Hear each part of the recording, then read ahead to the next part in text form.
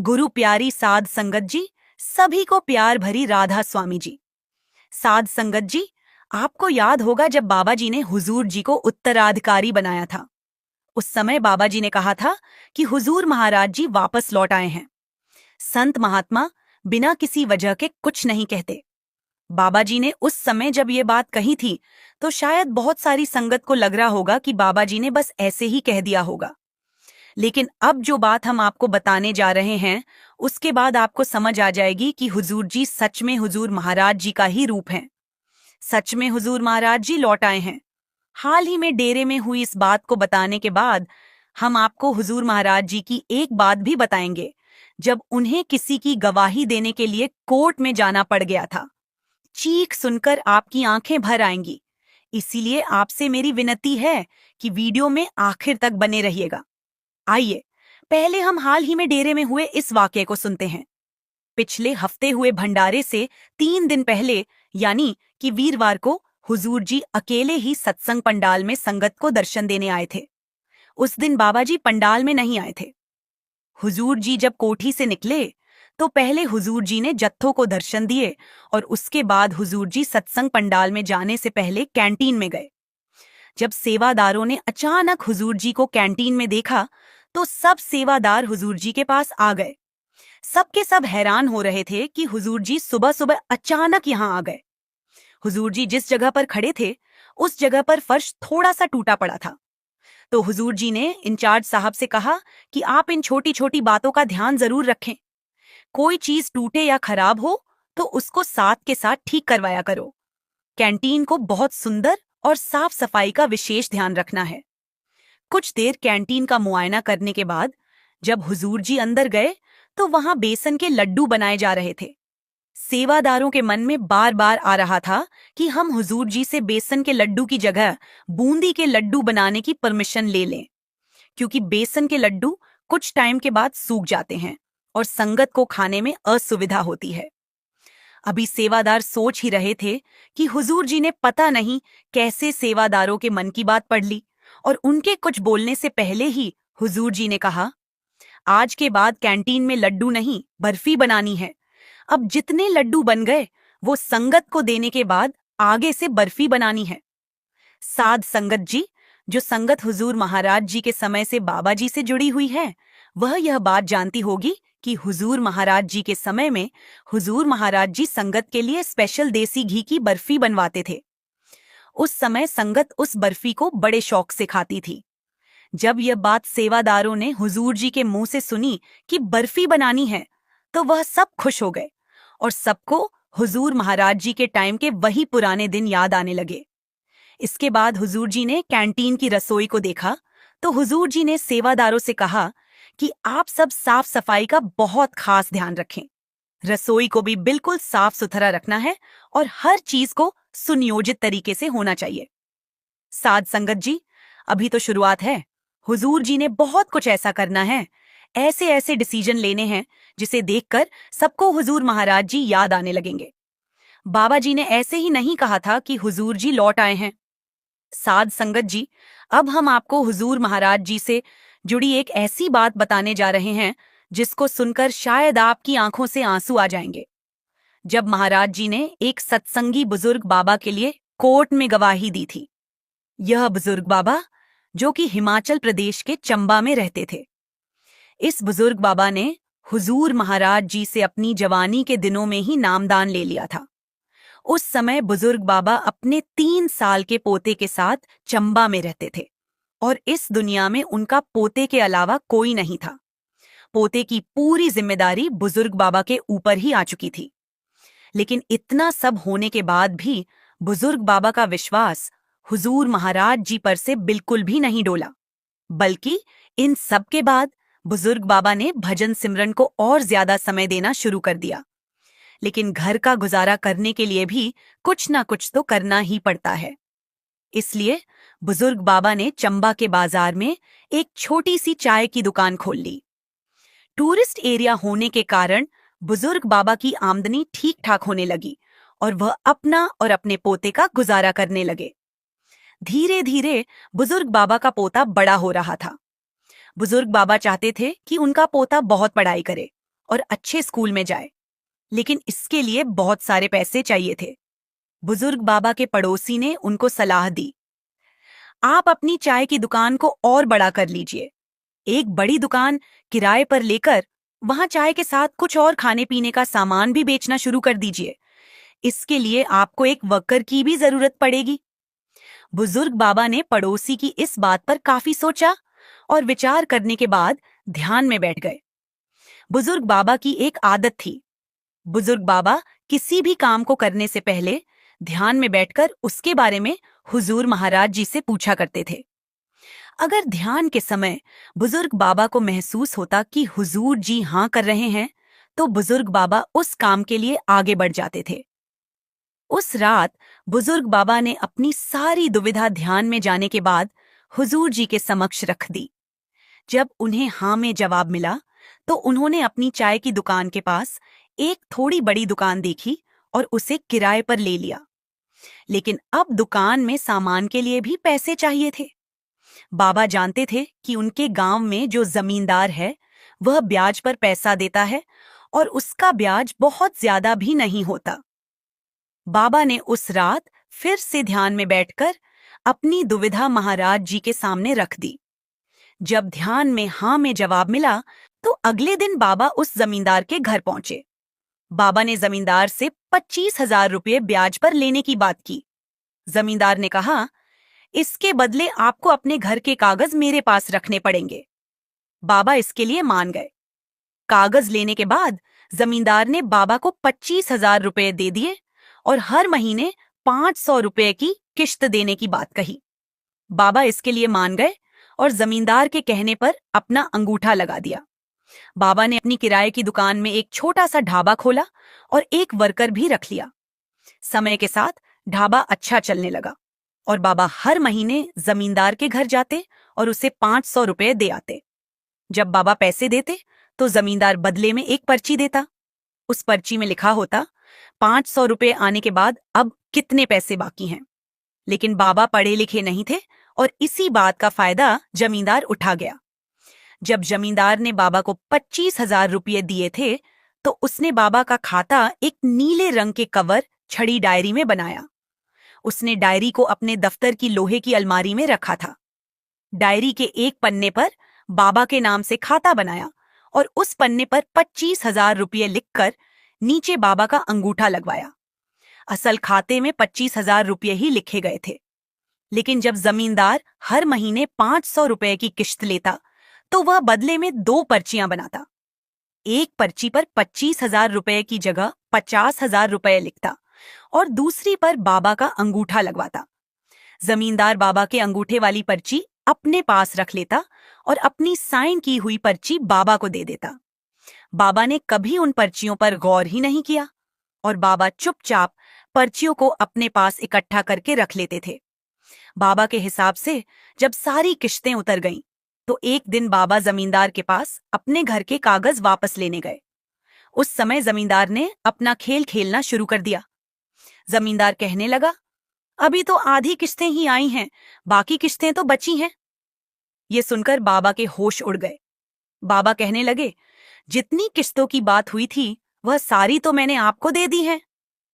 जमींदार ने बाबा के अंगूठे लगी हुई पर्चियां निकालकर मेज पर रख दी और कहा, यह देख लो, हर महीने किश्त देने के बाद आप खुद ही तो अंगूठा लगाते थे कि इस महीने की किश्त के बाद इतने पैसे बकाया हैं।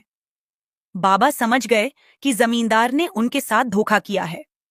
बाबा वहां से चुपचाप उठकर वापस अपनी दुकान पर आ गए। बाबा बहुत ज्यादा परेशान हो गए थे।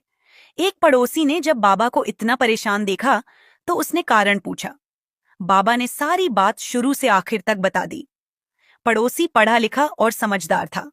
उसने बाबा से कहा, आप चिंता मत करो, हम कोर्ट में जाएंगे। पड़ोसी का एक रिश्तेदार वकील था। पड़ोसी उसी समय बाबा को लेकर अपने रिश्तेदार वकील के पास गया और उन्हें सारी बात बताई। वकील एक नेक दिल इंसान था और उसने बाबा का केस बिना किसी फीस के ही शुरू कर दिया। वकील ने कोर्ट से एक नोटिस जमींदार को भिजवाया। जमींदार बहुत चालाक था। वह सारी पर्चियां लेकर जज के सामने पेश हो गया। जज ने जब बाबा के अंगूठे लगी पर्चियों को देखा, तो कहने लगा, बाबा, आप कह रहे हैं आपने 25,000 रुपये लिए थे, लेकिन आपने जहां अंगूठे लगाए हैं वहां पर तो 50,000 रुपये लिखे हुए हैं। बाबा ने जज को बहुत समझाने की कोशिश की, लेकिन जज तो सबूत या गवाह देखकर ही फैसला कर सकता था। जज ने बाबा से पूछा, क्या जब इस जमींदार ने आपको पैसे दिए थे तो वहां कोई गवाह था जो यहां आकर गवाही दे सके कि आप सच बोल रहे हैं? अब बाबा को तो हुजूर महाराज जी पर बहुत ज्यादा विश्वास था। उनको हमेशा से यह भी विश्वास था कि हुजूर महाराज जी हर पल उनके अंग संग हैं। इसलिए बाबा के मुंह से अपने आप ही पता नहीं कैसे निकल गया कि जिस जमींदार ने हुजूर जी के सामने पैसे दिए थे। जज कहाँ जानता था कि बाबा किसकी बात कर रहे हैं। जज ने जब यह नाम सुना तो उसने अपनी डायरी में लिखते हुए कहा, ठीक है, आप अगली तारीख पर हुजूर जी को पेश करो। यह कहकर जज ने अगली तारीख दे दी। इधर जमींदार खुश हो रहा था, क्योंकि वह जानता था कि जब उसने 25,000 रुपये दिए थे तो वहां हम दोनों के अलावा तीसरा कोई नहीं था। बाबा जब उस दिन भजन सिमरन पर बैठे तो बाबा ने हुजूर जी से कहा, हुजूर जी, आप सब जानते हो, सब आपके सामने ही हुआ है। अगर आप ना आए तो मैं और मेरा पोता सड़क पर आ जाएंगे। अब सब कुछ आपके ऊपर निर्भर करता है। इतना कहकर बाबा ने इस बारे में सोचना ही छोड़ दिया, क्योंकि बाबा को अटूट विश्वास था कि हुजूर जी कोई न कोई लीला जरूर दिखाएंगे। कुछ दिन के बाद जब कोर्ट की तारीख आई तो बाबा और जमींदार कोर्ट के सामने पेश हो गए। जज के साथ खड़े आदमी ने जोर से आवाज लगाई, हुजूर जी हाजिर हो। लेकिन वहां पहली आवाज में कोई नहीं आया। जज ने बाबा से पूछा, आपका गवाह कहाँ है? बुजुर्ग बाबा चुपचाप खड़े रहे। आदमी ने फिर से आवाज लगाई, हुजूर जी हाजिर हो। और अब एक चमत्कार होने वाला था। जी, कोर्ट में एक बूढ़े बाबा दाखिल हुए और जज के सामने खड़े हो गए। जज ने पूछा, क्या आप ही हो हुजूर जी? बूढ़े बाबा ने हां में सर हिला दिया। जज ने कहा, क्या इस जमींदार ने इन बुजुर्ग बाबा को आपके सामने 25,000 रुपये दिए थे? बूढ़े बाबा ने कहा, जी हां। इधर जमींदार और उसका वकील कहने लगे, जज साहब, यह बूढ़ा झूठ बोल रहा है, वहां हम दोनों के अलावा और कोई नहीं था। जज ने जमींदार और उसके वकील की बात सुनने के बाद बूढ़े बाबा से पूछा, क्या आप साबित कर सकते हो कि पैसे आपके सामने ही दिए गए थे? इधर जमींदार मन ही मन हंस रहा था, क्योंकि उसे तो यकीन था कि यह साबित ही नहीं पाएगा। बूढ़े बाबा ने जज साहब से कहा, जज साहब, यह जो पर्चियां दिखा रहा है ये झूठी हैं। आप जमींदार से कहो कि जो असली खाता बनाया था, जहां बाबा का अंगूठा लगवाया था, वह यहां दिखाएं। जज ने यही बात जमींदार से कह दी तो जमींदार कहने लगा, जज साहब, मैं हमेशा पर्चों में ही लिखकर रखता हूं और इसके अलावा मेरे पास दूसरा कोई खाता नहीं है। बूढ़े बाबा ने जज साहब से कहा, जज साहब, आप अपने एक आदमी को अभी के अभी जमींदार के दफ्तर में भेजो और इसने मेरे सामने इस बाबा का खाता बनाकर एक नीले रंग के कवर छड़ी डायरी में बनाया था और उस डायरी को इसने अपने दफ्तर की लोहे की अलमारी में रखी हुई है। जब इतने कॉन्फिडेंस से बूढ़े बाबा की बात जज ने सुनी तो जज ने उसी समय एक आदमी को जमींदार के दफ्तर में भेजा और इधर जमींदार की हालत अब खराब हो गई थी कि वह अगली तारीख की मांग करने लगा। जज साहब कहने लगे, अगर आप सच्चे हो तो आप घबरा क्यों रहे हो?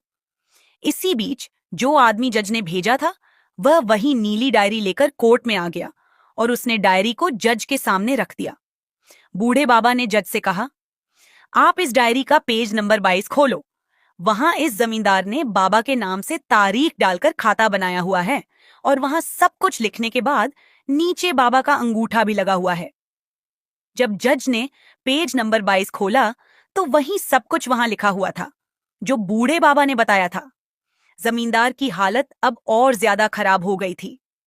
जज ने जब सबूत को अपने सामने देख लिया तो फैसला सुनाया कि जमींदार ने कोर्ट से झूठ बोला है और इसके लिए जमींदार को कोर्ट में 2,000 रुपए का जुर्माना भरना होगा और साथ ही साथ इन बाबा को मानसिक रूप से प्रताड़ित किया है और इनका बहुत सा समय खराब किया है, इसलिए इन्हें 10,000 रुपये देने होंगे और अभी के अभी इनके घर के कागज इन्हें लौटाने होंगे।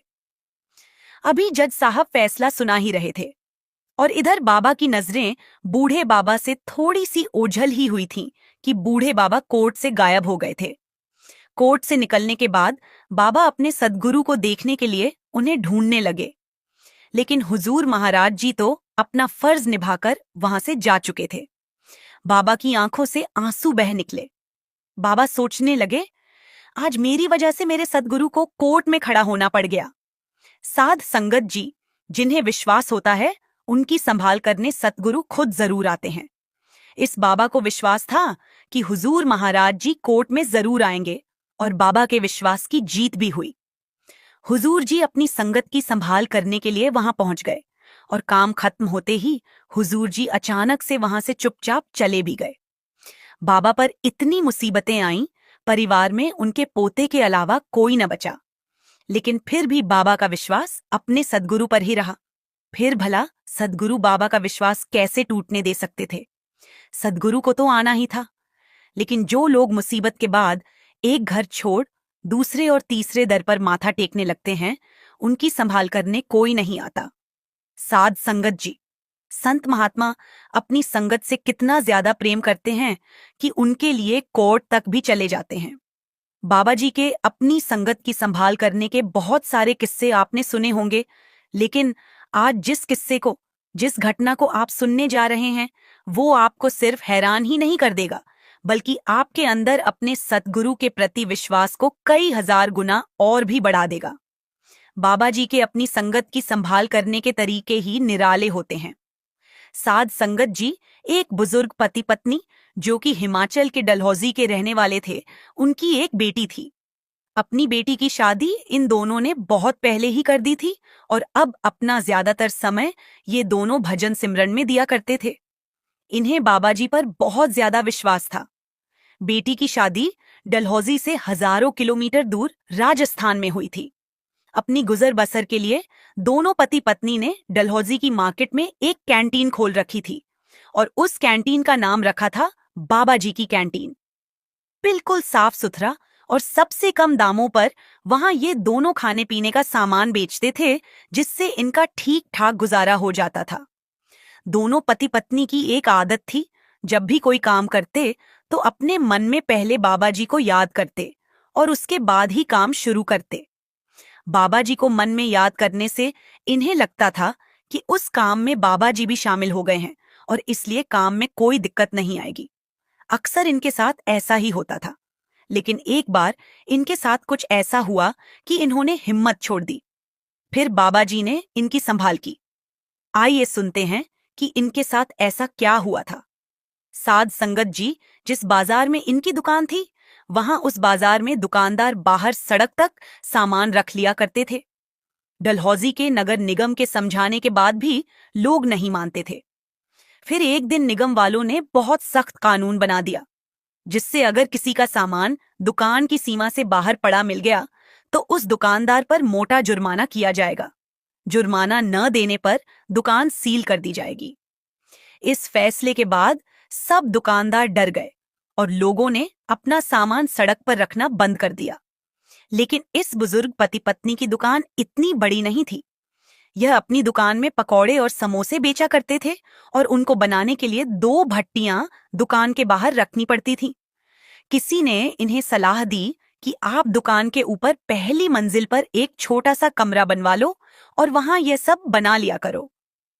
इन्हें सुझाव तो अच्छा लगा, लेकिन कमरा बनाने के लिए कम से कम 50,000 रुपये चाहिए थे। एक छोटे से दुकानदार के पास इतनी बड़ी रकम कहां से आनी थी? उस समय 50,000 की भी बहुत वैल्यू हुआ करती थी। ये डलहौजी के पास जिस गांव में रहते थे, वहां एक सेठ लोगों को ब्याज पर पैसे दिया करता था। इन्होंने आपस में सलाह की और इस सलाह में बाबा जी को बीच में लिया।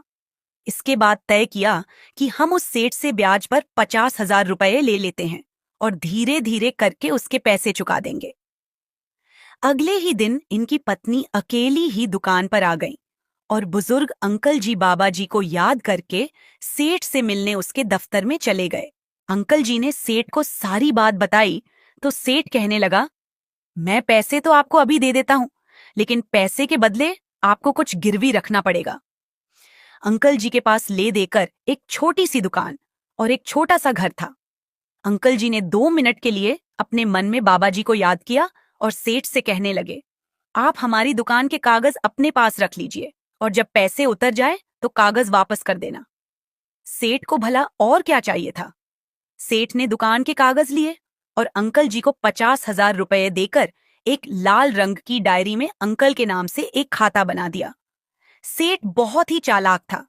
जब उसने अंकल को 50,000 रुपए दिए तो अंकल से 2-3 जगह साइन भी करवाए। अंकल को लगा कि पैसे लेने हैं तो फॉर्मेलिटी तो करनी ही पड़ेगी। सेठ ने लाल रंग की डायरी में जब खाता बनाया तो अंकल जी को दिखा दिया कि यह देखिए, इसमें मैंने लिख दिया है कि इस तारीख को मैं आपको 50,000 रुपये दे रहा हूं और हर महीने आप मुझे किश्त देंगे। अंकल जी ने सेठ की बात सुनकर हां कह दिया, लेकिन सेठ ने अंकल जी से दूसरे कागज पर जो साइन करवाए थे उस पर चालाकी से 1 लाख रुपए लिख दिया। कागजों में अंकल जी को उसने ऐसा उलझा दिया कि अंकल जी को समझ ही नहीं आया। अंकल जी 50,000 रुपये लेकर अपनी दुकान पर लौट आए और उसी दिन से दुकान के ऊपर कमरे बनाने का काम शुरू हो गया। अब हर महीने अंकल सेठ के पास जाते और उसको किश्त देते। सेठ अंकल के सामने ही लाल डायरी निकालता और अंकल के सामने उस डायरी में किश्त को तारीख के साथ जमा कर देता। लेकिन अंकल के जाने के बाद दूसरा कागज निकलता जहां उसने 1 लाख रुपए लिख दिए थे, वहां भी किश्त को जमा कर देता। लगभग 2 साल के बाद जब सारी किश्तें उतर गईं तो अंकल जी अपनी दुकान के कागज वापस लेने पहुंचे, लेकिन सेठ तो गेम खेल चुका था। सेठ ने एकदम से दूसरे वाला कागज निकाला और अंकल के सामने रख दिया। वह कहने लगा, अंकल जी, अभी तो आपने आधे पैसे ही दिए हैं, बाकी के पैसे दोगे तभी तो मैं आपकी दुकान के कागज वापस करूंगा। ये सुनकर अंकल के होश उड़ गए। अंकल कहने लगे, मैंने आपसे 50,000 लिए थे और ब्याज सहित 50,000 लौटा दिए हैं। लेकिन सेठ कहने लगा, आपने मुझसे 1 लाख लिए थे, ये देखिए इस कागज पर 1 लाख के नीचे आपके साइन भी हैं। साइन देखकर अंकल जी के होश उड़ गए, क्योंकि अंकल जी तो जानते थे कि उन्होंने सिर्फ 50,000 रुपये ही लिए थे, लेकिन सेठ ने उनके साथ चालाकी की थी। अंकल जी ने सेठ को बहुत समझाया, लेकिन सेठ के मन में तो लालच आ चुका था। अंकल जी वहां से उठकर सीधे अपनी दुकान पर आए और सारी बात अपनी पत्नी को बताई। यह सुनकर उनकी पत्नी के भी होश उड़ गए, क्योंकि इतनी मोटी रकम वे कहां से चुकाते। इसी बीच उनकी दुकान पर एक ग्राहक आया, जो कि उनका बहुत पुराना ग्राहक था। उसने जब देखा कि अंकल और आंटी दोनों मायूस बैठे हैं तो उसने इंसानियत के नाते कारण पूछ लिया। अंकल जी ने उसे सारी बात बता दी। वह ग्राहक पेशे से एक वकील था। उसने अंकल जी से कहा, आप चिंता ना करें, हम उस सेठ को कोर्ट में बुलाएंगे और आपको आपकी दुकान के कागज मिल जाएंगे। ग्राहक ने अंकल से किश्त के सारे कागज देखने और समझने के बाद सेठ के दफ्तर में नोटिस भेज दिया। नोटिस देखकर सेठ को कोर्ट में आना ही पड़ा। सेठ बहुत चालाक था, तो वह अपने साथ वहीं दूसरा कागज भी लेकर आया जिस पर 1 लाख रुपए लिखे हुए थे। जब जज ने कागज देखा तो उन्होंने अंकल जी से कहा, इस पर तो आपके साइन हैं। अंकल जी कहने लगे, जज साहब, मुझे नहीं पता कि इन्होंने मुझसे कैसे साइन करवा लिए, लेकिन सच्चाई यही है कि मैंने इनसे 50,000 रुपये लिए थे और वो मैं ब्याज समेत लौटा चुका हूं। जज कहने लगे, जब ये आपको पैसे दे रहे थे तो वहां कोई और भी मौजूद था जो ये गवाही दे सके कि सेठ ने आपको 50,000 रुपये ही दिए थे। अंकल जी ने 2 मिनट मन में सोचा और एकदम से कहा, हाँ जज साहब, सेठ और मेरे अलावा उस कमरे में बाबा जी भी मौजूद थे। जज ने अपनी डायरी में नाम लिखते हुए कहा, ठीक है, जो भी आपके गवाह हैं, अगली तारीख पर आप उन्हें यहां लेकर आइए। ये कहकर जज ने अगली तारीख दे दी। सेठ मुस्कुराने लगा और सोचने लगा कि यह पागल हो चुका है। वहां इसके और मेरे अलावा कोई नहीं था और यह किसी बाबा की बात कर रहा है। अंकल जी को तो विश्वास था कि इस मुसीबत से उनके सद्गुरु ही उन्हें बाहर निकाल सकते हैं। अब अगली तारीख भी आ गई। कोर्ट में जज साहब आए और जज के साथ खड़े आदमी ने जोर से आवाज लगाई, बाबा जी हाजिर हूं। लेकिन वहां कोई नहीं आया। जज ने अंकल जी से पूछा, कहाँ हैं आपके गवाह? बुलाइए उन्हें। आदमी ने फिर से आवाज लगाई, बाबा जी हाजिर हूं। इधर सेठ मन ही मन मुस्कुरा रहा था और अपने वकील से कह रहा था, कोई गवाह होगा तभी तो आएगा। अभी सेठ कह ही रहा था कि वहां एक सरदार जी आ गए। उन्होंने जज साहब से कहा, मैं ही हूं इनका गवाह, और इस सेठ ने मेरे सामने इन्हें सिर्फ 50,000 रुपये ही दिए थे। सरदार जी ने आगे कहा, सेठ ने बड़ी चालाकी से 2 खाते बनाए थे। असली खाते पर 50,000 ही लिखे थे और इनके जाने के बाद दूसरे खाते पर 1 लाख लिख दिए थे। सेठ यह सुनकर घबरा गया, क्योंकि यह बात तो सेठ के अलावा दूसरा कोई नहीं जानता था। सेठ ने जज से कहा, जज साहब, ऐसे तो कोई भी कुछ भी कह देगा। इनके पास क्या सबूत है कि इस खाते के अलावा भी मैंने कोई दूसरा खाता बनाया था? साध संगत जी, जज को तो सबूत से मतलब होता है, क्योंकि सबूत के आधार पर ही जज कोई भी फैसला सुना सकते हैं। जज ने सरदार जी से कहा, अगर आप सच बोल रहे हैं तो आपको असल खाता यहां पेश कीजिए। सरदार जी कहने लगे, जज साहब, असल खाता सेठ के दफ्तर में बनी हुई लकड़ी की अलमारी में पड़ा है। वहां एक लाल रंग की डायरी रखी हुई है और उसके पेज नंबर 24 पर सेठ ने अपने हाथ से लिखा हुआ है कि वो इन्हें 50,000 रुपये दे रहा है। हर महीने आने वाली किश्त भी सेठ उसी खाते में जमा करता था। आप किसी को सेठ के दफ्तर में भेजकर वो डायरी मंगवाइए। इतनी बात सुनकर सेठ को घबराहट होने लगी। सेठ सोचने लगा कि जो बातें मेरे अलावा कोई नहीं जानता, वो ये कैसे जानता है। जज ने कोर्ट से एक आदमी को सेठ के दफ्तर भेजा। कुछ ही देर में वह आदमी वही लाल डायरी लेकर आ गया जो सरदार जी ने बताई थी। जज ने पेज नंबर 24 खोला तो वहां सारा सच सामने आ गया। जज ने धोखाधड़ी के जुर्म में सेठ को अंदर करवा दिया और कोर्ट तथा अंकल जी का समय बर्बाद करने और अंकल जी को प्रताड़ित करने के जुर्म में सेठ को 5,000 रुपये अंकल जी को देने का फैसला भी सुनाया। जज ने कोर्ट खारिज कर दी और सब अपनी अपनी कुर्सियों से उठ गए। अंकल जी की आंखें सरदार जी को ढूंढने में लगी हुई थीं। उन्हें अब कोई होश नहीं था कि जज ने क्या फैसला सुनाया। वे अपनी सुध-बुध खो बैठे थे और उनकी गवाही देने आए बाबा जी को पागलों की तरह ढूंढने लगे। लेकिन बाबा जी न जाने वहां से कहां चले गए। अंकल जी उस दिन बहुत रोए और कहने लगे, मेरी वजह से मेरे सद्गुरु को कोर्ट में आना पड़ा। अंकल जी ने सारी बात दुकान पर पहुंचकर अपनी पत्नी को भी बताई। उनकी पत्नी भी बहुत रोई और कहने लगी, बाबा जी अपनी संगत से कितना प्रेम करते हैं। आज हमारे ऊपर मुसीबत आई तो बाबा जी गवाह बनकर कोर्ट में ही पहुंच गए। धन्य है मेरे सतगुरु साध संगत जी। इस तरह से बाबा जी अपनी संगत की संभाल करते हैं, लेकिन सतगुरु सिर्फ उन्हीं का साथ देते हैं जो मुसीबत आने पर डोलते नहीं। बड़ी से बड़ी मुसीबत आने पर भी जिनका विश्वास टूटता नहीं, बाबा जी उनका साथ देने जरूर आते हैं। साध संगत जी, जो इंसान खुद के लिए जीता है उसका एक दिन मरण होता है, लेकिन जो इंसान दूसरों के लिए जीता है उसका हमेशा स्मरण होता है।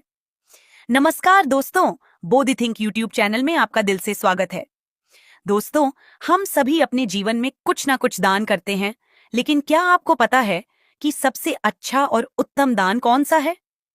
क्या है सबसे बड़ा पुण्य? आइए जानते इस कहानी से। काशीपुर नाम के एक गांव में राजेश नाम का एक आदमी रहता था, जो लकड़ी काटकर अपना जीवन यापन करता था। वह अपनी पत्नी के साथ रहता था। जलाऊ लकड़ी से होने वाली कमाई पर्याप्त नहीं थी। भोजन और कपड़ों की हमेशा ही कमी रहती थी। एक दिन परेशान होकर राजेश की पत्नी उससे बोली, कितने ही दिन देख लो, यही कमाई रहेगी। कोई त्योहार नहीं होता, कोई जश्न नहीं होता। इस जलाऊ लकड़ी को काटने और बेचने के बजाय तुम शहर जाकर कुछ काम क्यों नहीं कर लेते? कितने सालों तक हम ऐसे ही जीवन व्यतीत करेंगे? राजेश बोला, देखो, मैं हमेशा तुम्हारी बात सुनता हूं। कितनी बार मुझे कहना पड़ेगा कि मैं इस गांव को नहीं छोड़ सकता। शहर में यहां की तरह शांति नहीं है। मैं नहीं चाहता कि अगली बार हमारे बीच यह बात निकले। उसकी पत्नी कहती है, अब हम क्या करें? मैं भी यहां उस पाप की वजह से हूं जिसने तुम्हें बांध रखा है। ठीक है, खाना बन गया है, खाओ और जाओ। भोजन करने के बाद राजेश लकड़ी काटने चला जाता है। चलते चलते काफी आगे निकल जाता है। वह सोचने लगता है, आज तो बहुत दूर चला आया। मुझे एक बड़ा पेड़ चाहिए, लेकिन मुझे एक भी नहीं मिला। वहां एक पेड़ है पर काफी छोटा है। इससे मेरा क्या होगा? ठीक है, आज के लिए इससे ही काम चलाना पड़ेगा। वह एक पेड़ काटता है और अपने सिर पर जलाऊ लकड़ी का एक बंडल रखता है और उस लकड़ी को बेचने के लिए जाता है। ये क्या लकड़ी खरीदने वाला कोई नहीं है? क्या इन सब लकड़ियों को मुझे घर लेकर जाना पड़ेगा? फिर रास्ते में कुछ आगे गया, तभी एक आदमी उसे आवाज लगाता है, सुनो, लकड़ी बेचने वाले इधर आओ। ये जलाऊ लकड़ी कितने की है महाराज? आपको सारी चाहिए या आधी?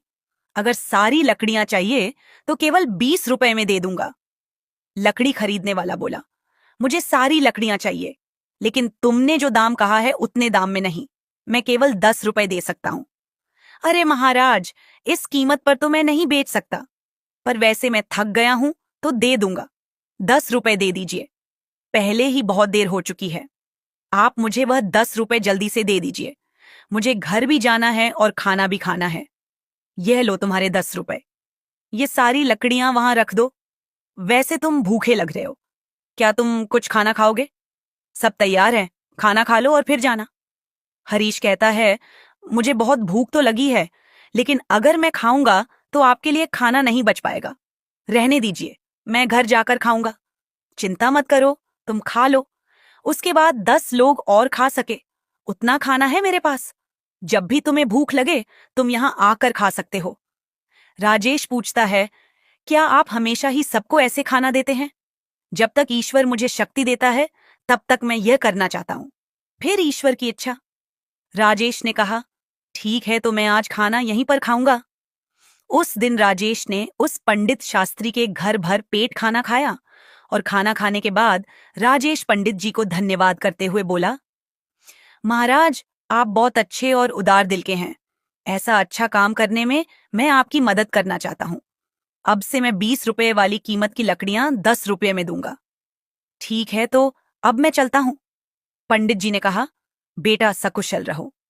राजेश ने कटी हुई सारी लकड़ी पंडित शास्त्री को 10 रुपए में दे दी और घर के लिए निकल गया।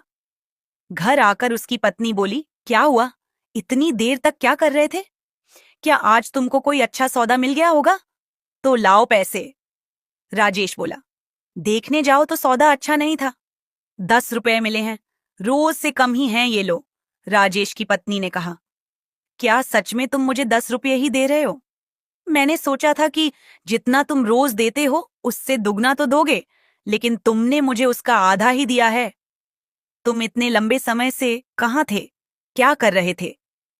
अरे, मैं लकड़ियां बेचने निकला था, पर कोई खरीद ही नहीं रहा था, तो मैं हमारे पास के गांव गंगापुर में पंडित शास्त्री नाम के एक ब्राह्मण के घर गया था। वहां पर जो भी जाता है वह उन्हें प्यार से खाना खिलाते हैं। ऐसे लोगों के लिए हमें कुछ ना कुछ जरूर करना चाहिए। राजेश की पत्नी कहती है, हमेशा खाना देता है, फिर तो वह बहुत पैसे वाला होगा, नहीं तो वो यह कैसे करेगा? इतने लोगों को खाना देने वाले की तुमने कैसे मदद की? राजेश बोला, वो इतने अमीर नहीं है जितना तुम सोच रही हो। वह दान की अच्छी भावना रखते हैं। गंगापुर मंदिर के पुजारी हैं। वह अपनी कमाई से ही खाना देते हैं सबको। मैं तो पूछ रही थी कि तुमने उस ब्राह्मण की कैसे मदद की? हमारी आमदनी बहुत कम है, हम क्या मदद कर सकते हैं? स्वर्ग जाने के बारे में मत सोचो, पहले धरती के बारे में सोचो। फिर राजेश कहता है, तुम्हें पता भी है मैंने क्या किया? मैंने उन ब्राह्मण से कहा कि जो लकड़ी मैं लाता हूं उसे आधे दाम में दे दूंगा, और कल से कुछ लकड़ियां उनके लिए और बाकी लकड़ियां हमारे बेचने के लिए काटूं। पत्नी बोली, इतना ही काफी है, लेकिन अगर तुम जलाऊ लकड़ी के 2 ढेर नहीं काट सकते तो तुम ऐसे ही 10 रुपए लेकर वापस आओ। 10 रुपए में मैं घर कैसे चलाऊं, तुम ही बताओ। राजेश बोला, जो मैं चाहता हूं उसे पूरा करने की पूरी कोशिश करूंगा, और फिर भगवान की इच्छा। मैंने उन ब्राह्मण के घर खाना खाया है, तुम भी साथ चलना खाना खाने। राजेश हर दिन जलाऊ लकड़ी काटता था और पंडित शास्त्री से किए वादे के मुताबिक सिर्फ 10 रुपए लेता था। एक दिन पंडित शास्त्री भोजन करने बैठे ही थे, तभी बाहर से आवाज आई, महाराज, लकड़ी लाया हूं, 10 रुपए दे दीजिए। यहां आकर अपनी लकड़ियां ले लीजिए ताकि मैं चला जाऊं। फिर शास्त्री जी ने कहा, देखो राजेश, मैं आज तुम्हें 10 रुपए नहीं दे सकता, तो तुम तुम्हारी लकड़ियां लो और जाओ। वापस क्यों जाऊं? यहीं के लिए लाया हूं, पैसा कल दे देना, मुझे बहुत भूख लगी है। तो कुछ खाना खिला दीजिए। खाना तो खिला ही सकते हैं ना, वैसे भी आप सभी को खिलाते हैं, शास्त्री जी ने कहा। बहुत अच्छे राजेश, पहले अपने पैर धो लो, तब तक मैं भोजन की व्यवस्था करता हूँ। पंडित शास्त्री घर में जाकर अपनी पत्नी को यह बात बताते हैं। उसकी पत्नी बोली, आपने ऐसा वादा क्यों किया? हमारे घर में खाने के लिए कुछ भी नहीं बचा है, सिवाय उस खाने के जो आप अभी खाने वाले हैं। हम इस समय राजेश को कैसे खिलाएंगे? पूरा खाना खत्म हो चुका है। क्या आपको यह पता नहीं है? अरे, इसमें ऐसी भी क्या बात हो गई? तुमने मुझे जो खाना परोसा है वह राजेश के लिए काफी है। सोच रहा हूं कि आज उपवास कर लूं। राजेश की पत्नी ने कहा, और मुझे बताओ कि आप ऐसा कितनी बार करोगे? जब हमारे पास उतना नहीं है तो यह सब क्यों करना है? वह सब कहां से लाए? पंडित शास्त्री ने कहा, सब भगवान देता है, पहले राजेश को मिला करो। पंडित शास्त्री ही थे जिन्होंने आने वालों को खाना दिया, भले ही उनके पास ना हो। एक दिन हमेशा की तरह राजेश लकड़ी काटने जाता है। वह सोचता है, जंगल के सामने के सारे सूखे पेड़ तो मैंने काट दिए, अब बाकी बचे हरे पेड़ जंगल के अंदर जाना थोड़ा मुश्किल लग रहा है। मैं इससे पहले कभी इतना अंदर नहीं गया, मुझे सावधान रहना चाहिए। जंगली जानवर हो सकते हैं, अगर मुझे कुछ हो गया तो। यह सोचकर राजेश जंगल के बीच चला जाता है। इतनी दूर आ गया पर कोई पेड़ नहीं मिला। यह अच्छा लग रहा है, एक शाखा ही काफी है। अगर मैं इसे काटता हूं तो 3 ढेर बन जाएंगे। पहले ही बहुत देर हो चुकी है। ऐसा सोचकर राजेश उस बड़े पेड़ पर चढ़ गया और उस डाली पर बैठकर उसी डाली को काटने लगा। बहुत बड़ी शाखा होने के कारण शाखा टूटकर बगल के पेड़ के नीचे टीले पर गिर जाती है। फिर अचानक ही वहां एक तपस्वी प्रकट हो जाते हैं और क्रोध में बोलते हैं, मेरी तपस्या किसने भंग की है? लगता है वह तुम ही थे। मैं तुम्हें श्राप देता हूं, तुम एक कुत्ते बन जाओगे। फिर राजेश घबराकर कहता है, अरे महाराज, मुझे नहीं पता था कि आप यहाँ नीचे बैठे हैं। मैं यहाँ 100 साल से तपस्या कर रहा हूँ और तुमने मेरी तपस्या भंग की है। राजेश ने कहा, मैं तो रोज पेड़ काटने आता हूँ और जलाऊ लकड़ी बेचता हूँ। मैंने जानबूझकर ऐसा नहीं किया। मुझे माफ कर दीजिए महाराज। कृपया इस श्राप को वापस ले लीजिए। मैंने क्रोध में आकर तुम्हें श्राप दिया क्योंकि तुमने मेरी तपस्या भंग की है। इस श्राप को वापस लेना संभव नहीं है। जिसने श्राप दिया है उसके लिए भी संभव नहीं है। पर मैं तुम्हें एक उपाय बताता हूं, सुनो। राजेश बोला, कृपया मुझे बताइए महाराज, मैं इस श्राप से छुटकारा पाने के लिए क्या करूं? तुम ऐसे लोगों को ढूंढो जो सबसे अच्छा दान देते हो। उनके खाने के बाद अगर उनके खाने में कोई भी दाना बच जाता है तो उसे खाकर तुम श्राप से मुक्त हो जाओगे। अगर तुम अपने अभी के रंग से पूरी तरह से सफेद हो जाते हो तो तुम इस श्राप से मुक्त हो जाओगे। हरीश रोते हुए कहता है, मैं अपनी पत्नी को रोजाना जलाऊं लकड़ी काटने से मिलने वाले पैसों से सहारा देता हूं। अब मैं कुत्ता बन गया हूं तो मेरी पत्नी का क्या होगा? महाराज ने कहा, चिंता करने की जरूरत नहीं है। तुम्हारी पत्नी को कपड़ों की कोई कमी नहीं होगी। ईश्वर है जो इसकी व्यवस्था करेंगे। इस बार जब श्राप टूटेगा तो तुम अपने कष्टों से मुक्त हो जाओगे और धन धान्य से सुखी जीवन व्यतीत करोगे। राजेश श्राप के कारण कुत्ते में बदल जाता है। मुझे अब इजाजत दीजिए महाराज। इतना कहकर वह श्राप से छुटकारा पाने के लिए यात्रा शुरू करता है। राजेश सोचने लगता है, जैसा आरुष्य ने कहा था, मुझे सबसे अच्छा दान देने वाले कहां मिलेंगे? मेरी कुछ भी समझ नहीं आ रहा। हाँ, पंडित शास्त्री है ना, वह बड़े ही उदार दिल के आदमी हैं। अब मैं पहले प्रयास के रूप में पंडित शास्त्री के पास जाता हूं। राजेश कुत्ते के रूप में शास्त्री के घर जाता है। शास्त्री जी अपनी पत्नी से कहता है, चलो अच्छा हुआ, आज मैं बिना किसी परेशानी के सभी मेहमानों को खाना खिला पाया। सच में मैं बहुत संतुष्ट हूं।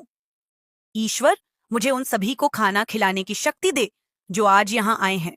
शास्त्री के खाना खा लेने के बाद उसकी पत्नी ने बाकी खाना बाहर फेंक दिया। हरीश कुत्ते के रूप में वहां आया और शास्त्री के खाने से बचा हुआ खाना खा लिया। खाना खाते ही उसका आधा शरीर तुरंत सफेद हो जाता है।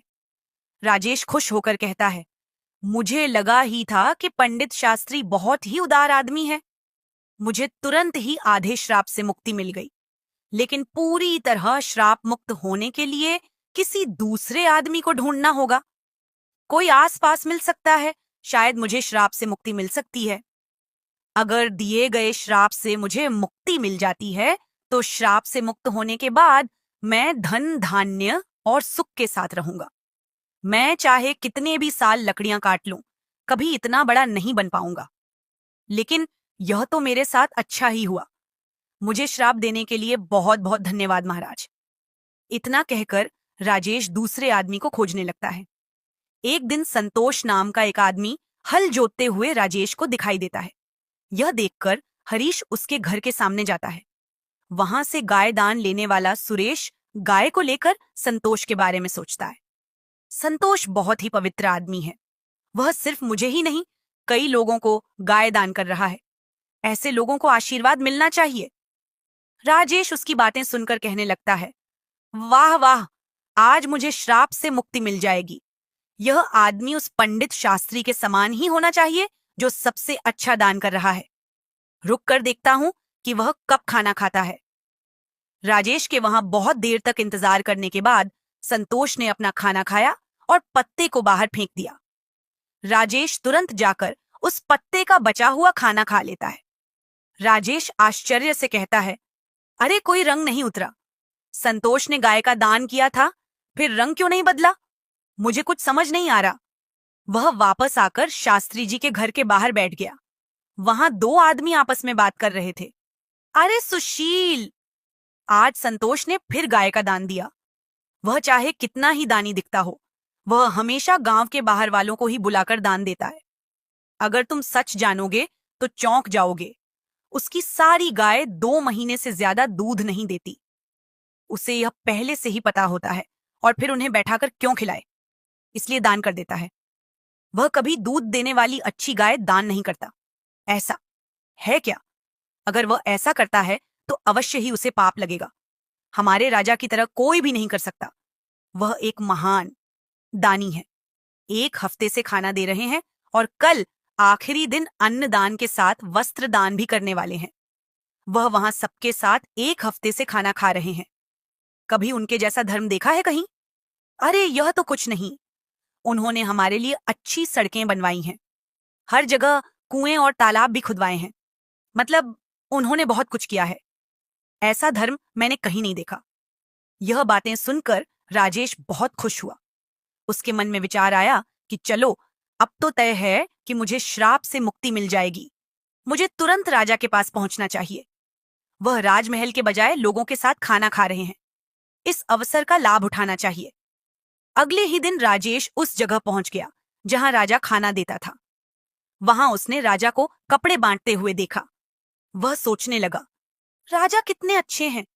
वह खाना देने के साथ साथ सभी लोगों को कपड़े भी दे रहे हैं। मैं जिस दूसरे आदमी को ढूंढ रहा था, अवश्य ही यह वही राजा है। राजा के खाने तक इंतजार करना होगा।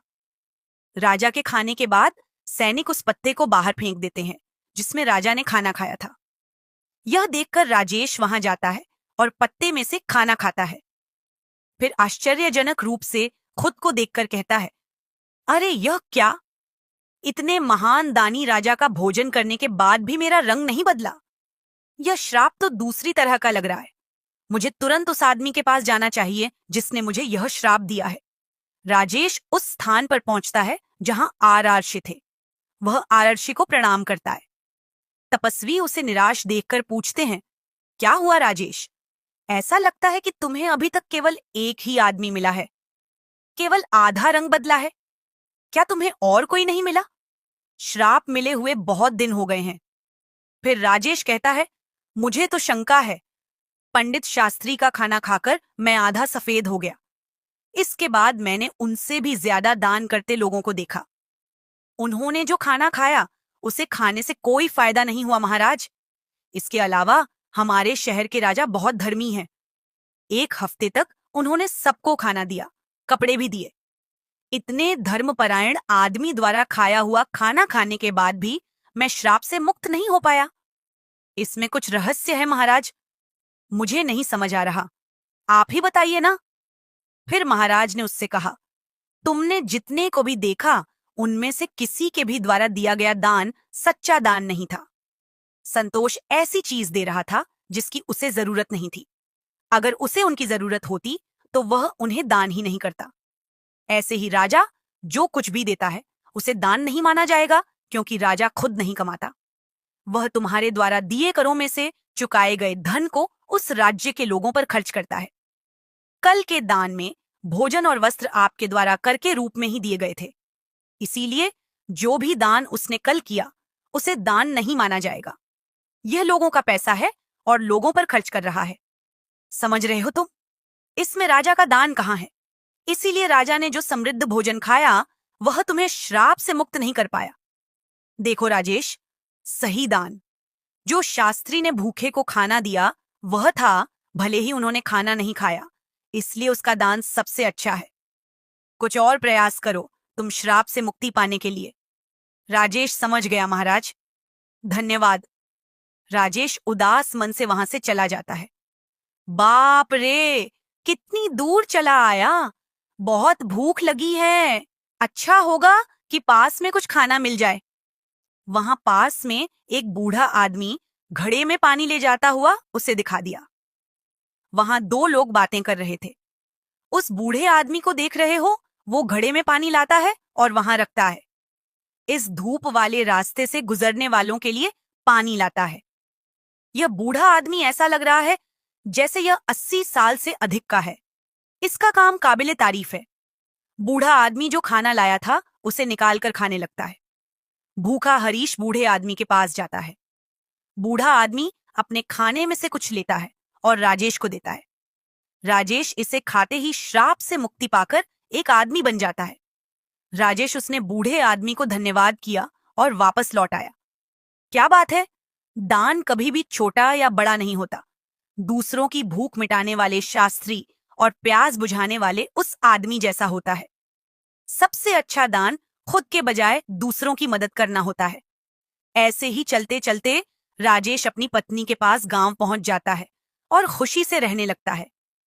उधर पंडित शास्त्री ने इतना दान कर दिया था कि उसके पास खाने को भी कुछ नहीं रह गया था।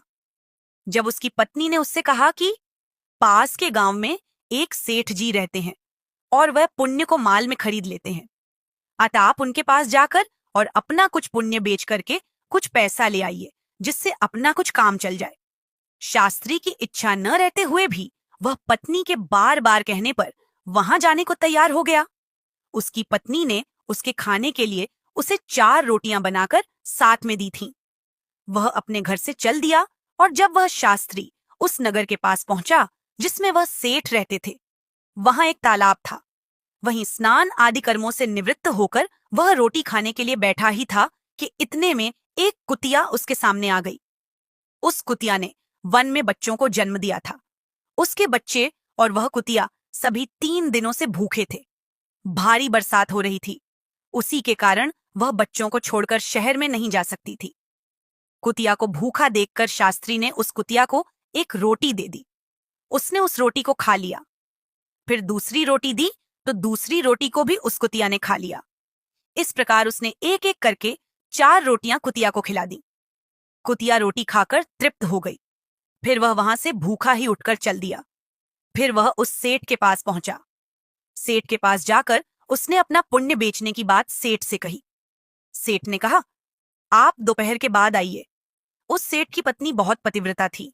उसने अपनी पत्नी से पूछा कि एक महाजन आया है और वह अपना पुण्य बेचना चाहता है, इसीलिए तुम मुझे बताओ कि उसके पुण्य में से कौन सा पुण्य सबसे बढ़कर है जिसे मैं ले लूं।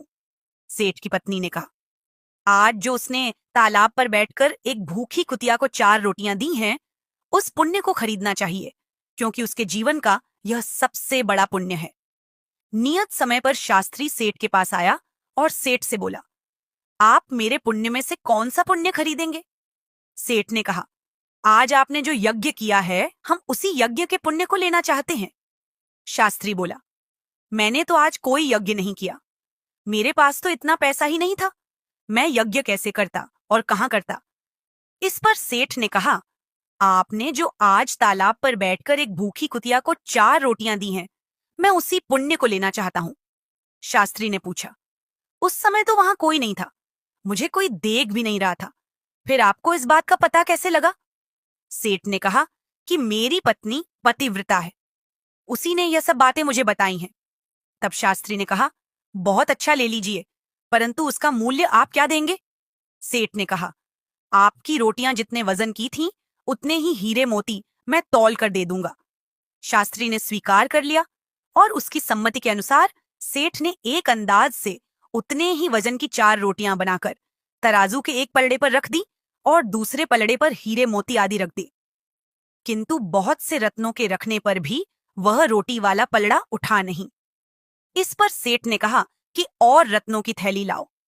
जब उसे शास्त्री ने अपने इस पुण्य का इस प्रकार का प्रभाव देखा तो उसकी आंखें खुल गईं। उसने कहा कि सेठ जी, मैं अभी इस पुण्य को नहीं बेचूंगा। सेठ बोला, जैसी आपकी इच्छा। इसके बाद वह शास्त्री वहां से चला गया और उसी तालाब के किनारे से, जहां बैठकर उसने कुतिया को रोटियां खिलाई थीं, थोड़े से चमकदार कंकड़ पत्थरों को तथा कांच के टुकड़ों को कपड़े में बांधकर अपने घर चला आया। घर आकर उसने वह पोटली अपनी पत्नी को दी और कहा, इसको भोजन करने के बाद खोलेंगे। ऐसा कहकर वह बाहर चला गया। उसकी पत्नी के मन में उस पोटली को देखने की बहुत इच्छा हो रही थी। उसने उस पोटली को खोला तो उसमें हीरे, पन्ने, माणिक आदि रत्न जगमगा रहे थे। वह बड़ी प्रसन्न हुई। थोड़ी देर बाद जब वह शास्त्री वापस आया तो उसकी पत्नी ने पूछा, इतने हीरे पन्ने कहां से ले आए? शास्त्री बोला, क्यों मजाक करती हो? उसकी पत्नी ने कहा, मजाक नहीं, मैंने स्वयं खोलकर देखा है। उसमें तो ढेर के ढेर बेशकीमती हीरे पन्ने भरे पड़े हैं। शास्त्री बोला, मुझे लाकर दिखाओ। उसने पोटली खोलकर उसके सामने रख दी थी। वह उन्हें देखकर चकित हो गया। उसने उसको अपने उस पुण्य का प्रभाव समझा जो उसने कुतिया को रोटियां खिलाई थी। फिर उसने अपनी यात्रा का सारा वृतांत अपनी पत्नी को कह सुनाया। दोस्तों, इस कहानी का अभिप्राय यह है कि अभावग्रस्त आतुर प्राणी को दिए गए दान का अनंत गुना फल हो जाता है। वही सबसे बड़ा दान होता है और सबसे बड़ा पुण्य भी होता है। भगवान की दया के प्रभाव से कंकड़ पत्थर भी हीरे पन्ने बन जाते हैं। दोस्तों, इस प्रकार दीन दुखी और अनाथ को दिया गया दान उत्तम है। किसी को संकट के समय दिया हुआ दान बहुत ही लाभकारी होता है। भूकंप, बाढ़ या अकाल आदि के समय आपातग्रस्त प्राणी को एक मुट्ठी चना देना भी बहुत उत्तम दान माना जाता है। वह सबसे बड़ा पुण्य होता है और जो विधि पूर्वक सोना, गहना, तुला दान आदि किया जाता है या दिया जाता है, उससे उतना लाभ नहीं होता जितना आपत्ति काल में दिए गए थोड़े से दान का होता है। इसीलिए प्रत्येक मनुष्य को आपत्तिग्रस्त, अनाथ, विकलांग, विधवा आदि की सेवा करनी चाहिए। दोस्तों, दान का महत्व त्याग का होता है, वस्तु के मूल्य और संख्या का नहीं होता। ऐसी त्याग भावना से जो सुपात्र को जिस वस्तु का जिसके पास अभाव है उसे वह वस्तु देना और उसमें किसी प्रकार की कामना को न रखना उत्तम दान कहलाता है और उसका पुण्य अनंत अनंत गुणा होता है। निष्काम भाव से किसी भूखे को भोजन और प्यासे को पानी पिलाना सात्विक दान होता है। दोस्तों, क्या अंतिम घड़ी में मृत्यु के समय नाम का जाप करने से मनुष्य मुक्त हो सकता है? दोस्तों, कहा जाता है कि नाम जप से बढ़कर इस दुनिया में कोई भी दूसरी साधना नहीं होती। संघर्ष और चिंता के आज के समय में ईश्वर के पवित्र नाम का जप क्या आपकी सभी समस्याओं और चिंताओं का समाधान कर सकता है? क्या हर कोई ईश्वर के नाम का जाप कर सकता है? ईश्वर के किस नाम का जप करें? क्या अपने मन से कोई भी नाम जप सकते हैं या केवल गुरु से ही प्राप्त नाम ही सर्वश्रेष्ठ होता है? क्या अंतिम घड़ी में मृत्यु के समय नाम का जप करने से मनुष्य मुक्त हो सकता है? दोस्तों, नाम जप, भक्ति और परमात्मा प्राप्ति के मार्ग में आने वाले सभी प्रश्नों का उत्तर आपको इस वीडियो में मिलेगा। दोस्तों, कहा जाता है कि ईश्वर का नाम बहुत ही पवित्र और शक्तिशाली होता है। रोज रोज नाम जप करने से व्यक्ति के जीवन के सभी दुख दर्द खत्म हो जाते हैं और उसे संसार से विदा होने पर मोक्ष की प्राप्ति होती है। एक बार रात्रि का समय था। महात्मा श्यामदास जी ईश्वर के नाम का अजपा जाप करते हुए अपनी मस्ती में चले जा रहे थे। इस समय वे घने जंगल से गुजर रहे थे। विरक्त होने के कारण वे महात्मा जी लगातार देशाटन किया करते थे। वे किसी भी एक स्थान पर ज्यादा समय तक नहीं रुकते थे। वे ईश्वर के नाम के प्रेमी थे। दिन रात उनके मुख से भगवान के नाम का जाप ही चलता रहता था। स्वयं वह अजपा जाप करते थे और औरों को भी उसी मार्ग पर चलाते थे। चलते चलते वे मार्ग भूल गए, पर चलते जा रहे थे जहां भगवान ले चलेंगे। कुछ दूर चलने के बाद आगे उन्हें अंधेरे में बहुत सी दीप मालाएं प्रकाशित थीं। महात्मा जी उसी दिशा की ओर चलने लगे। पास पहुंचकर उन्होंने देखा कि एक वटवृक्ष के पास अनेक प्रकार के वाद्य यंत्र बज रहे हैं। नाच गाना और शराब की महफिल जमी हुई है। कई स्त्री पुरुष साथ में नाचते कूदते हंसते और औरों को हंसा रहे हैं। उनको महसूस हुआ यह मनुष्य नहीं बल्कि प्रेत आत्माएं हैं। श्यामदास जी को देखकर एक प्रेत ने उनका हाथ पकड़ा और कहा, अरे ओ मनुष्य, हमारे राजा तुझे बुला रहे हैं, चलो मेरे साथ। वे मस्त भाव से राजा के पास गए, जो कि एक सिंहासन पर बैठा था। वहां राजा के इर्द गिर्द बहुत से प्रेत खड़े थे। प्रेतराज ने कहा, इस ओर तुम क्यों आए? हमारी प्रेत मंडली आज मदमस्त है। इस बात का भी तुमने विचार नहीं किया?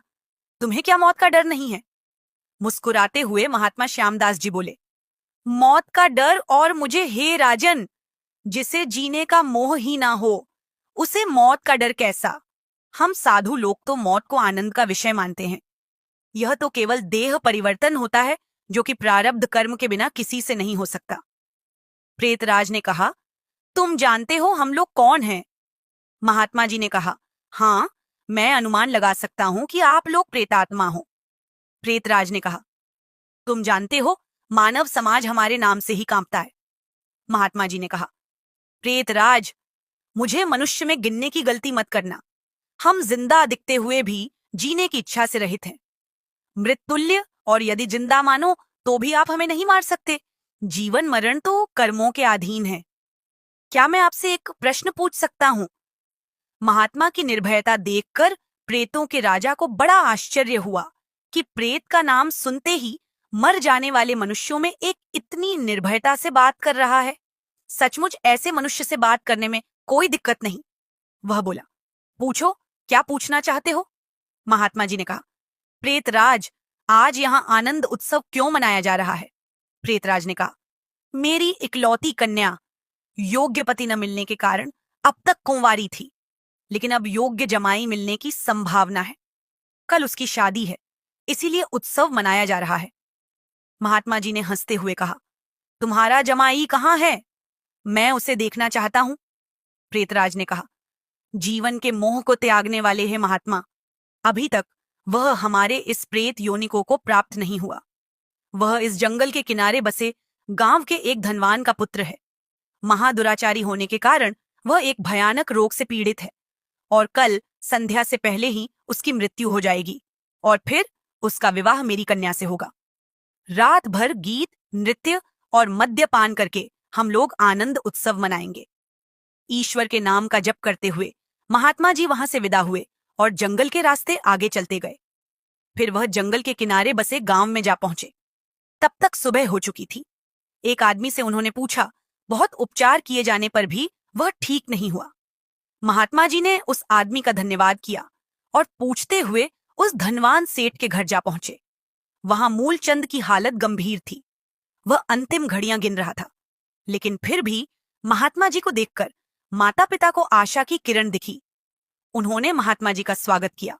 सेठ के बेटे के पलंग के पास आकर महात्मा जी प्रभु का नाम जाप करने लगे। दोपहर होते होते लोगों का आना जाना बढ़ने लगा। महात्मा जी ने पूछा, क्यों शुक्लचंद, अब कैसी तबीयत है? उसने आंखें खोलते ही अपने सामने एक प्रतापी संत को देखा तो रो पड़ा। वह बोला, महाराज, क्या आप मेरा अंत सुधारने के लिए पधारे हो? मैंने अपने जीवन में बहुत पाप किए हैं। ईश्वर के दरबार में मैं क्या मोह दिखाऊंगा? फिर भी आप जैसे संत के मुझ दर्शन हुए, यह मेरे लिए शुभ संकेत है। इतना कहते ही उसकी सांस फूलने लगी। वो खांसने लगा। महात्मा जी ने कहा, बेटा निराश ना हो, भगवान का नाम तो पतित पावन है। तेरी यह अंतिम घड़ी है। अब काल से तुझे डरने की कोई जरूरत नहीं है। खूब शांति से अपनी तमाम चित्तवृत्तियों के वेग को रोककर भगवान के नाम के जप में अपने मन को लगाओ। अजपा जाप में लग जाओ, क्योंकि भगवान का नाम ब्रह्म हत्या आदि महापापों का नाश करने में समर्थ है। महात्मा जी ने कुलचंद्र के कान में भगवान के नाम का उच्चारण किया। दिन ढलते ही कुलचंद्र की बीमारी बढ़ने लगी। वैद्य हकीम बुलाए गए, भस्म आदि कीमती औषधियां दी गई, किंतु अंतिम समय आ गया। यह जानकर महात्मा जी ने थोड़ा नीचे झुककर उसके कान में फिर से भगवान का नाम लेने की याद दिलाई। भगवान के नाम का उच्चारण करते ही कुलचंद्र के प्राण पखेरु उड़ गए। लोगों ने रोना धोना शुरू कर दिया। शमशान यात्रा की तैयारी होने लगी। मौका पाकर के महात्मा जी वहां से चल दिए। नदी के तट पर आकर स्नान ध्यान करके नाम का स्मरण करते हुए वह वहां से रवाना हुए। शाम ढल चुकी थी। वे मध्य रात्रि के समय जंगल में फिर से उसी वट वृक्ष के नीचे जा पहुंचे जहां पर प्रेत समाज उपस्थित था। प्रेत राज सिंहासन पर हताश होकर बैठा था। आज गीत नृत्य हास्य कुछ नहीं था। चारों ओर करुण क्रंदन हो रहा था। सभी प्रेत रो रहे थे। महात्मा जी ने पूछा, प्रेतराज, कल तो यहां बड़ा आनंद उत्सव हो रहा था, लेकिन आज शोक समुद्र लहरा रहा है, क्या कुछ अहित हो गया? प्रेतराज ने कहा, हां भाई, इसीलिए हम सब रो रहे हैं। हमारा तो सत्यानाश हो गया है। मेरी बेटी की आज विवाह होने वाला था, अब वह कुंवारी ही रहेगी। महात्मा जी ने पूछा, प्रेतराज, तुम्हारा जमाई तो आज मर गया है, फिर तुम्हारी बेटी कुंवारी क्यों रही? प्रेतराज ने गुस्से से कहा, यह सब तेरे पाप से हुआ है। मैं ही मूर्ख था जो मैंने कल तुझे सब कुछ बता दिया। तूने तो हमारा सत्यानाश कर दिया। महात्मा जी ने नम्र भाव से कहा, हे प्रेतराज, मैंने आपका अहित किया, यह मुझे समझ में नहीं आया। क्षमा करें, मुझे मेरी भूल बताओगे तो मैं दोबारा ऐसा नहीं करूंगा। प्रेतराज ने जलते हृदय से कहा, यहां से जाकर तूने उसे मारने वाले शकुन चंद को नाम स्मरण का मार्ग बताया और अंत समय भी उसे भगवान का नाम कहलवाया, और मेरी बेटी कुंवारी ही रह गई। महात्मा जी ने कहा, क्या सिर्फ एक बार नाम जप से वह प्रेत योनि से छूट गया? क्या आप सच कह रहे हो? प्रेतराज ने कहा, हां भाई, जो मनुष्य भगवान के नाम का जप करता है वह नाम जप के प्रताप से हमारी प्रेत योनि को कभी प्राप्त नहीं होता। और यह सच है कि भगवान के नाम जप में नर उदाहरण शक्ति होती है। भगवान के नाम जप का यह प्रताप सुनकर महात्मा जी प्रेम के आंसू बहाते हुए वहीं पर भाव समाधि में लीन हो गए, और उनकी आंखें तब खुलीं जब वहां पर प्रेत समाज उपस्थित नहीं था। सूर्य की सुनहरी किरणें वट वृक्ष को शोभायमान कर रही थीं। महात्मा जी के वट वृक्ष के नीचे नाम जप करने से उन सभी प्रेत आत्माओं को मुक्ति मिल चुकी थी। महात्मा जी वहां से उठे और भगवान का स्मरण करते हुए अपने रास्ते पर चल दिए। कहते हैं कि नाम जप करने वाले व्यक्ति को उसके अभिमान, लालच, वासना, क्रोध और द्वेष जैसी भावनाओं का भी अंत हो जाता है। दोस्तों, नाम जप से बढ़कर कोई साधना नहीं है। तुम जो चाहो सो करो, पर नाम लेते रहो, इसमें जरा सी भी भूल ना हो। दोस्तों, एक बार की बात है, एक बहुत बड़ा चोर था। जब मरने लगा तो उसने अपने बेटे को बुलाकर नसीहत दी, अगर तुझे चोरी करना है तो किसी महात्मा के सत्संग में, गुरुद्वारा, धर्मशाला या धर्मस्थल पर कभी मत जाना, इनसे दूर ही रहना। और दूसरी बात, अगर कभी पकड़े जाओ तो कभी यह मत मानना कि तुमने चोरी की है, चाहे कितनी भी मार पड़े, लेकिन मानना नहीं कि तुमने चोरी की है। लड़के ने कहा, जी सत्य वचन, मैं ऐसा ही करूंगा।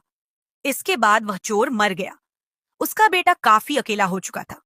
फिर लड़का रोज रात को चोरी करने लगा। एक बार उस लड़के ने सोचा कि रोज छोटी मोटी चोरी करके वह थक गया है, इसलिए वह आज रात किसी बड़े घर सेठ के यहाँ चोरी करने जाएगा। इसलिए वह रात को चोरी कर ली। किसी सेठ के घर में ताले तोड़ने लगा। ताले तोड़ने की आवाज से घर वाले जाग गए। उन्होंने शोर मचा दिया। आगे पहरेदार खड़े थे। उसने कहा, आने दो, बचकर कहां जाएगा, हम उसे जरूर पकड़ लेंगे। अब इधर घर वाले खड़े थे, उधर पहरेदार खड़े थे। चोर जाए तो किधर जाए। खैर, किसी तरह बचकर वह वहां से भाग निकला। रास्ते में गुरुद्वारा पड़ता था। उसे अपने पिता की सलाह याद थी कि गुरुद्वारे में नहीं जाना, लेकिन अब वह करे तो क्या करे। आखिर उसने सोचा कि मौका देखना चाहिए और वह गुरुद्वारे में चला गया। वह अपने पिता का आज्ञाकारी बेटा था। उसने अपने कानों में अपनी दोनों उंगलियां डालीं ताकि सत्संग के वचन उसके कानों में न पड़े, क्योंकि उसके पिता ने उसे मना कर रखा था कि सत्संग में नहीं जाना। तो उसने अपने कानों में अपनी दोनों उंगलियां डाल लीं कि जिससे सत्संग वह न सुन पाए। दोस्तों, जो हमारा मन होता है वह अड़ियल घोड़े की तरह होता है। इसे जिधर से मोड़ो उधर ही जाने लगता है। वह चोर अपने कानों को बंद कर लेने पर भी चोर के कानों में यह वचन पड़ गए कि देवी देवताओं की परछाई नहीं होती। वहां पर सत्संग चल रहा था और इसने अपने कान बंद कर रखे थे। फिर भी उसके कान में थोड़ी सी आवाज पड़ ही गई कि देवी देवताओं की परछाई नहीं होती। उसके मन ने कहा कि परछाई चाहे हो या ना हो, मुझे क्या। फिर मैंने यह वचन जानबूझकर तो नहीं सुने, अनजाने में ही सुन लिए। उसने अपने पिता को सफाई देते हुए मन ही मन कहा कि मैंने जानबूझकर यह वचन नहीं सुने, ऐसे ही सुन लिए। मैंने तो कान बंद रखे थे। अब इधर घर वाले, उधर पहरेदार उसके पीछे लगे थे। किसी ने उनको बताया कि चोर इस गुरुद्वारे में गया है। गुरुद्वारे की जांच हुई तो वह चोर पकड़ा गया। उस चोर की पुलिस ने खूब पिटाई की, लेकिन वह नहीं माना कि उसने चोरी की है। आपको बता दें कि उस समय यह नियम था कि जब तक मुजरिम अपराध को स्वीकार न करे, तब तक उसे सजा नहीं दी जा सकती थी। आखिर उस चोर को राजा के सामने पेश किया गया। वहां भी उसे खूब मार पड़ी, लेकिन वह चोर था। वह मानने को तैयार ही नहीं था। उसने अपने पिता को वचन दे रखा था कि चाहे कितनी ही मार क्यों न पड़े, वह नहीं मानेगा कि उसने चोरी की है। सेठ को पता था कि जो चोर होते हैं वह देवी देवताओं की बहुत पूजा करते हैं, देवी की आराधना करते हैं। इसलिए पुलिस ने एक महिला ठगनी को सहायता के लिए बुलाया। ठगनी को बुलाया गया। बात उसे बताई गई। उसने कहा, मैं उस चोर को मना लूंगी, उससे कहलवाना, चोरी की है। उस महिला ने एक देवी का स्वांग बनाया, 2 नकली बाहें लगाई, चारों हाथों में 4 मशाले जलाई और नकली शेर की सवारी की। क्योंकि वह पुलिस के साथ मिली थी, इसलिए जब वह आई तो हिदायत के मुताबिक जेल के दरवाजे कड़कड़ करके खुल गए। पहले से ही सब योजना बनाई हुई थी। देवी जब आए जेल में तो सारे दरवाजे अपने आप खुल जाएं। और ऐसा ही हुआ। जब आदमी किसी मुसीबत में फंस जाता है, तब वह अपने इष्ट को याद करता है। इसलिए चोर भी उस समय देवी जी की ही याद में बैठा था। अचानक से दरवाजा खुला और कमरे में एकाएक ही रोशनी हो गई। वह महिला जिसने देवी का रूप बनाया हुआ था, वह एक खास अंदाज में कहने लगी कि देखो भक्त, तूने मुझे याद किया और मैं आ गई। तूने अच्छा किया जो चोरी की बात नहीं बताई। तूने अगर चोरी की है तो मुझे सच सच बता दे। मुझसे कुछ नहीं छुपा है। मैं तुझे तुरंत ही आजाद कर दूंगी। वह चोर देवी का भक्त था। वह अपने इष्ट को सामने खड़ा देख करके बड़ा खुश हुआ और मन ही मन सोचने लगा कि मैं इनको सब कुछ सच सच बता दूंगा। अभी वह बताने के लिए तैयार ही हुआ था कि उसकी नजर देवी की परछाई पर चली गई। उसको तुरंत ही सत्संग का वह वचन याद आ गया कि देवी देवताओं की परछाई नहीं होती। उसने देखा कि उसकी जो देवी है उनकी तो परछाई है। वह समझ गया कि यह कोई देवी नहीं है, जरूर हमारे साथ छल किया गया है। यह सोच करके वह तुरंत ही रुक गया और कहने लगा, माता श्री, मैंने कोई चोरी नहीं की, और अगर मैंने चोरी की होती तो क्या मैं आपको नहीं बताता। आप तो स्वयं सर्वव्यापी हैं। आप तो त्रिकालदर्शी हैं। आप सब जानती हैं। अगर मैंने चोरी की होती तो आपको तो पता होता है। हे माता श्री, मैंने कोई चोरी नहीं की। महिला के कहने पर जेल के बाहर बैठे पहरेदार चोर और महिला की वार्तालाप को लिख कर रहे थे। उनको और महिला को विश्वास हो गया कि चोरी इसने नहीं की। अगले ही दिन उन्होंने राजा से कह दिया कि महाराज, यह चोर नहीं है, और फिर राजा ने उसको आजाद कर दिया। जब चोर आजाद हुआ तो सोचने लगा कि जब सत्संग का एक वचन सुना तो जेल से छूट गया। अगर सारी उम्र सुन लूं तो पता नहीं मुझे क्या क्या मिल जाए। जब उसके मन में यह ख्याल आया, तब वह रोज सत्संग में जाने लगा और चोरी जैसे काम भी उसने हमेशा हमेशा के लिए छोड़ दिए। उसने किसी संत महापुरुष की शरण ले ली। इससे धीरे धीरे वह खुद भी एक संत महापुरुष बन गया। दोस्तों, इसीलिए कहते हैं कि सत्संग के बराबर ना तो गंगा है, ना यमुना है, और ना ही कोई अन्य तीर्थ है। कलयुग में सत्संग ही सबसे बड़ा तीर्थ है। इसलिए सत्संग कीजिए, महापुरुषों का सत्संग कीजिए, वेद वेदांत का, धर्म ग्रंथों का सबसे पहले अवलोकन कीजिए। ईश्वर पर विश्वास उस बच्चे की तरह होना चाहिए जिसे पिता चाहे जैसे भी उठा ले, लेकिन वह निश्चित होता है कि पिता उसे सुरक्षित पकड़ ही लेगा। इसी तरह जो लोग ईश्वर पर विश्वास करते हैं वह हर एक परिस्थिति में सकारात्मक रहते हुए अपना कर्म करते हैं और परिणाम ईश्वर पर छोड़ देते हैं। ईश्वर पर विश्वास करने वाले सुख दुख हर परिस्थिति में उनका स्मरण करते हैं और उसकी शक्ति पर उनका अटूट विश्वास होता है। दोस्तों, वीडियो के माध्यम से कोशिश की गई है कि आपको एक अच्छा संदेश प्राप्त हो। अगर वीडियो में कहीं किसी प्रकार की कोई गलती हुई है तो उसके लिए मैं आपसे दोनों हाथ जोड़कर क्षमा प्रार्थी हूं। मुझे अज्ञानी जानकर क्षमा कर देना। राधा स्वामी जी,